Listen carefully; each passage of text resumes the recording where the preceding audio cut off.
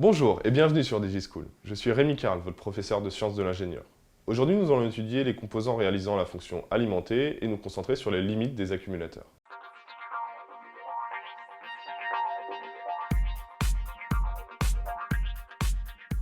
Donc pour un accumulateur, le cycle de charge-décharge est évidemment un élément critique. Sur certaines documentations techniques, on peut par exemple trouver des piles ou des accumulateurs qui vont préciser qu'on peut considérer qu'à partir d'un cycle de 1000 charges-décharge, un accumulateur sera plus au meilleur de ses capacités.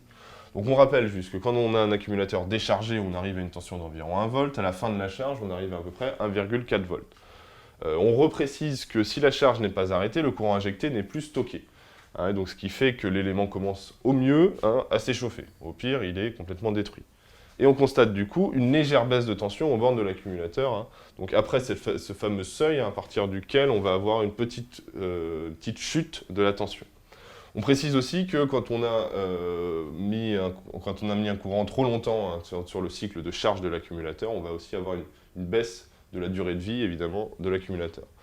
L'indicateur de fin de charge, ça sera ce qu'on appelle le delta peak ou le moins dV sur dt. Donc en fait, c'est le moment à partir duquel la tension commence un petit peu à chuter dans le cycle de charge.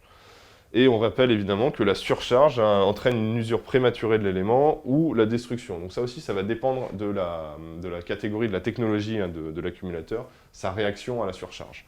Le fonctionnement des accumulateurs sera fortement influencé par la température. Donc ici, on va parler des limites de température. On distinguera tout ce qui est en dessous de 20 degrés. Donc ici, on aura un risque de gel et une capacité réduite. Entre 10 et 30 degrés, qui sera la température préconisée. Entre 30 et 60, on aura quelque chose qu'on dira une température tolérée.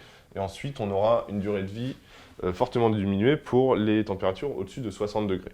Quand on a une charge-décharge d'une batterie, donc du coup, on aura une température normale d'utilisation qui est préconisée par les fabricants entre 10 et 30 degrés. Sachant que c'est la température, on va dire, ambiante d'une habitation, où il faut faire attention quand même que les 30 degrés vont être très vite dépassés dans des ambiances un peu plus confinées. Prenez par exemple l'enceinte d'un ordinateur ou une armoire électrique. Les composants chauffent, vous vous souvenez, la puissance joule, RI carré. On va avoir forcément beaucoup de calories qui vont se balader dans les enceintes où il y aura des accumulateurs, et donc ce ne sera pas forcément évident de maintenir une température inférieure à 30 degrés. C'est pour ça qu'on aura aussi toutes les problématiques liées au refroidissement. Au-delà de 30 degrés, donc on va dire entre 30 et 60, on aura un fonctionnement toléré ponctuellement.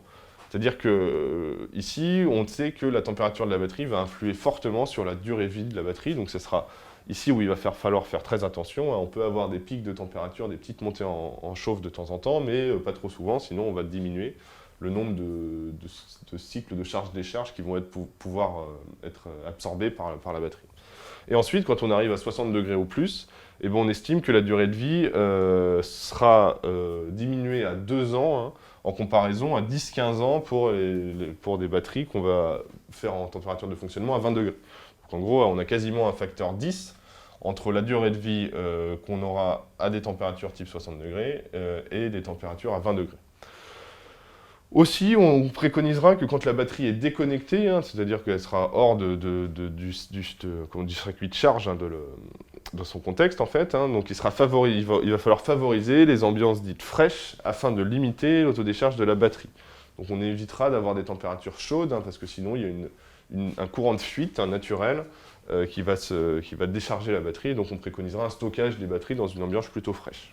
Voilà, c'est tout pour aujourd'hui, j'espère que cette vidéo vous aura plu. N'hésitez pas à vous abonner à notre chaîne YouTube ou à laisser un commentaire si vous avez des questions. A bientôt sur DigiSchool.